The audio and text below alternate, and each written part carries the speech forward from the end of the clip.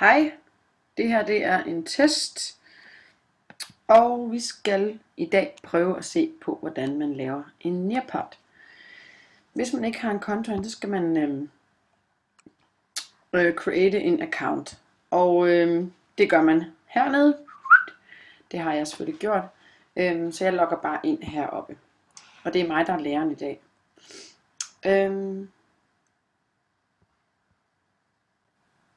Godt. Nu har jeg logget ind, og det er så det, man kommer til. Og det vi gerne vil i dag, det er, at vi gerne vil create. Vi vil altså gerne lave et slideshow. Så trykker vi her. Put. Og så vil jeg gerne lave en ny præsentation. Det gør vi heroppe. Hvis man gerne vil arbejde på nogle af de andre præsentationer, man har lavet, så kan man bare klikke på dem hernede, og så gå i gang. Hvis jeg gerne vil ændre min Ludvig Holberg, så kan det sagtens gøres. Jeg laver altså en ny præsentation. Og så ser det sådan her ud. De to slides her, det er nogen, som altid ligger der. Dem kan man godt slette. Det gør man ved at klikke på dem, og så trykke på skraldespanden. Så accepterer man, at man sletter den. Godt. Hvis man gerne vil give det en titel, så skriver man heroppe. Det er Nearpod Lesson. Kalder vi det. Og så er det så herinde, at man skal til at lave sit slideshow. Og man trykker altså på den her knap, der hedder Add Slide, hvis man gerne vil lave et nyt slide. Og det vil man jo gerne.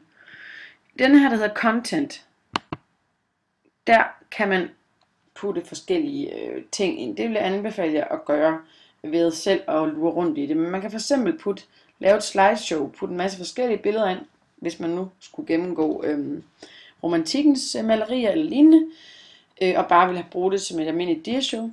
Herinde kan man sætte en video ind, hvis man har en video til at ligge på computeren.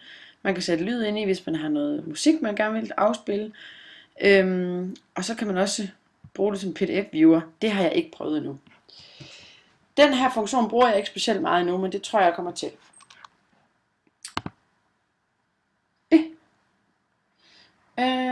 Ja. Hvis man gerne vil give eleverne mulighed for f.eks. kun at kigge på én website, hvis de nu f.eks. skal undersøge religion.dk, så kan jeg skrive religion.dk her, og så er det den eneste side, de kan gå ind på. Det har vi så gjort nu. Det er så et slide. Det giver mening senere. Vi vil gerne lave et nyt slide. Og det jeg mest bruger, det er den her, der hedder Add Activity. Altså putte en aktivitet ind. Og der er 4 forskellige aktiviteter. Der er en, der hedder Open-Ended Question, og der er en poll, altså sådan en stemme, hvor man kan afstemme, og så er der noget, der hedder en quiz, og noget, der hedder Draw It, altså hvor man tegner. Open-Ended Question, det er den mest simple. Der skriver man for eksempel her,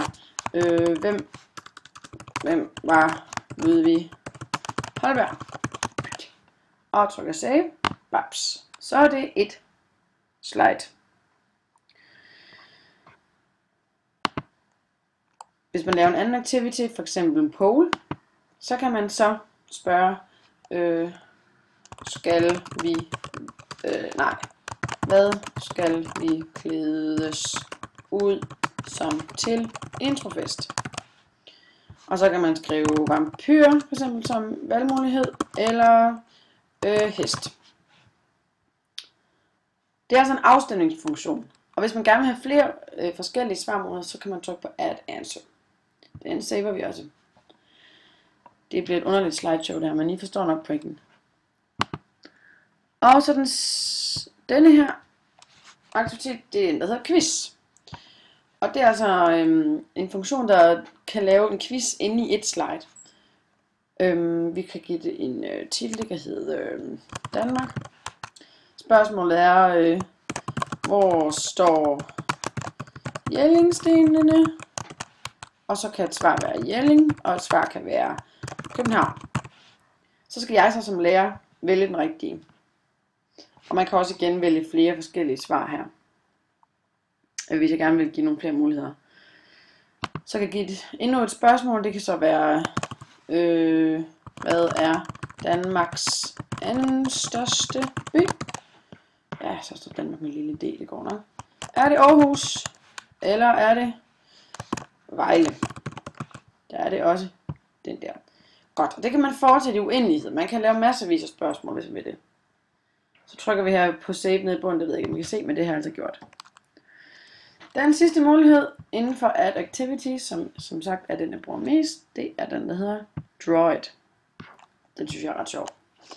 Det er for eksempel tegn aktantmodellen. Det kan være en mulighed. Og så trykker vi Save. Man kan også sige ind under Draw It farvelæg en eller anden model. Sådan et eller andet. Det kunne jeg forestille mig, man kunne bruge et eller andet naturfagligt. Og så kan man så indsætte en fil her. Et eller andet billede. Jeg kan tage det skærmbillede, som handler om Nearpod i dag, og så sætte det ind her. Det er jo smart. Så kan man fx sætte et billede ind af en eller anden model, og så skal de så farvelægge den. Godt. Nu har vi altså lavet et slideshow herinde. Der er noget med en hjemmeside, der er noget med nogle spørgsmål, der er en afstemning, og der er noget quiz, og noget tegning. Nu er jeg færdig med det. Jeg vil gerne have, at mine elever skal være med nu. Det her har jeg altså lavet hjemmefra eller over på skolen. Så skriver vi done, eller vi skriver publish. Hvis jeg er done, så er det fordi, jeg gerne vil bare gøre det næste dag, for eksempel. Eller hvis jeg gerne vil publish den, så gør jeg det nu. Og så skal man ligesom skrive et eller andet med, hvad er det for en alder det hører til, og hvad subject er. Det er sådan noget amerikansk noget, det er ikke så vigtigt. Og vi vil gerne publish den. Så kommer den ind i mit bibliotek. Så nu er den altså herinde under mit library. Whoop. Og så går vi ind og åbner den herindefra. De er lidt kringlet. Og så skal vi lave en live session. Det er altså her, vi får eleverne med. Nu er vi altså i gang med at stå inde i klasselokalet. Vi er lige logget på nettet. Og så er det denne her pin, som er vigtig. Eleverne kan enten gå ind på nearpod.com, og så oppe i højre hjørne, så står der en login, hvor de så skal skrive en pin, eller de kan gøre det på deres smartphone. Nu gør jeg det med min smartphone. Jeg har downloadet en app, der hedder nearpod.com, den er gratis. Og så har jeg logget ind nu.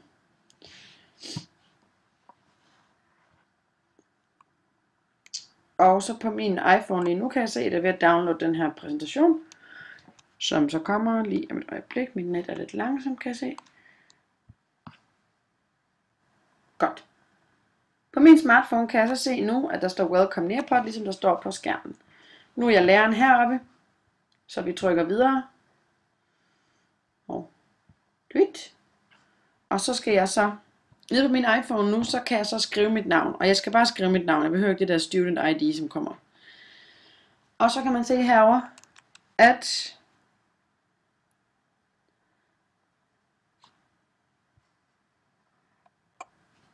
Rikke hun er logget ind, og hvis det nu var, at der var 20 elever, så vil de alle sammen komme ned i den liste her, så kan man se, at de logger ind.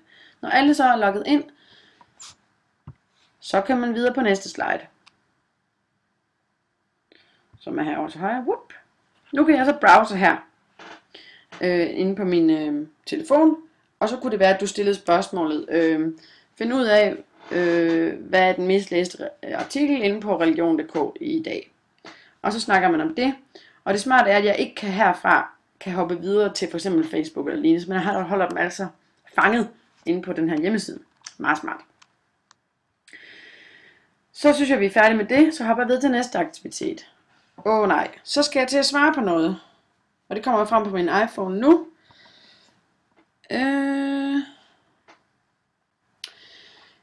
Godt. Nede på min iPhone, der står der nu spørgsmål, hvem var Ludvig Holberg, og så kan jeg svare, han var irriterende, et eller andet. Det laver lidt typisk elevsvar. Bum, så sender jeg det. Bonk, og så kommer det op lige her om et øjeblik. Yes.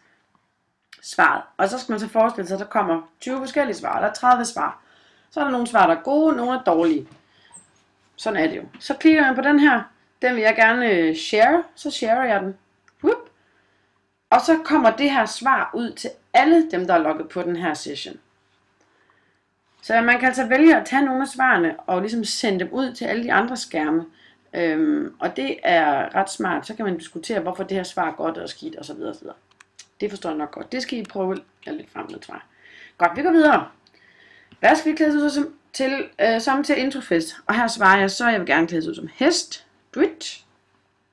Det ville alle sjovt nok. Hvis der så var forskellige svarmuligheder og elever, så ville man selvfølgelig kunne se heroppe, hvilken procentdel der var størst. Og den kan man også share ved at trykke deroppe. Vi går videre.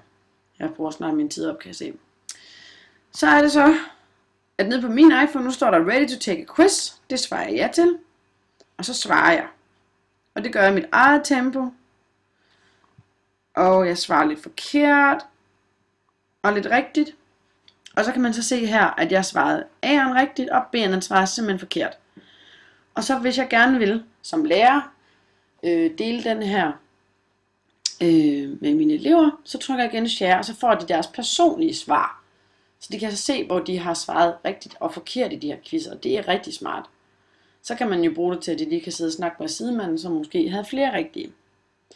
Og det kan måske også få nogle af de svage elever til, eller dem, som ikke deltager så meget, til at vise, hvad de rent faktisk kan. Så, ja. Så kan man til sidst her tegne. Og det gør jeg nede på min iPhone nu. Jeg tegner Octan-modellen. Den aner jeg ikke, hvordan den ser ud, fordi jeg er lige startet i første G. Så jeg sender tegningen. Den kommer ind nu her. Og så kommer den op. Den er ikke specielt flot jo, men så kan jeg så share den ud til alle de andre igen. Man skal huske at gøre det her først, når alle ligesom har tegnet deres tegninger færdige. Så for hver gang jeg går videre til et slide, så sletter den det, der skete før. Det er sådan noget, man finder ud af hen ad vejen, og som tager lidt tid, men det er det værd. Og så er der igen en tegning, det gider vi ikke lige lave. Godt. Ja, det tror jeg var det for nu. Og man kan så dele det til sidst her ved at sende en e-mail. Sådan der. Og den kan man så komme ind. Man kan gå ind og kigge på på sin session, hvornår man nu har lyst til det. Jo, godt. Nu er jeg lige hoppet tilbage til den her side, hvor alle mine andre slides de ligger. Og det er her, jeg altid kan launche indenfra. Så man skal altså her i biblioteket, hvis man gerne vil lave en live session med nogle af dem, man har lavet i forvejen. For eksempel kunne vi tage den her repetition med religion i 3x. Tryk på den, og så skal jeg lige få det op. Sådan der. Så er der så en, der hedder live session her, så man så klikker, så kommer der en pin op. Eleverne logger ind på pin med deres pin, og så kører det. Det smarte er, at de ikke skal have en iPad eller noget som helst. De kan bare bruge hjemmesiden nearpod.com. Jeg kan lige prøve at vise, hvordan det ser ud, hvis man er ikke bruger. Så skal man logge ind her ved at join sin, eller ikke logge ind. Man skal join sin session med at skrive den her pin heroppe. Og det kan man så gøre for alle mulige tablets. Det er jo bare en hjemmeside. Så det er rigtig smart, og man kan også downloade det som app. Okay, det tror jeg var forvirrende nok for mig. Håber I får held og lykke med det. Leg lidt med det, og så skal det nok blive rigtig godt. Hej hej!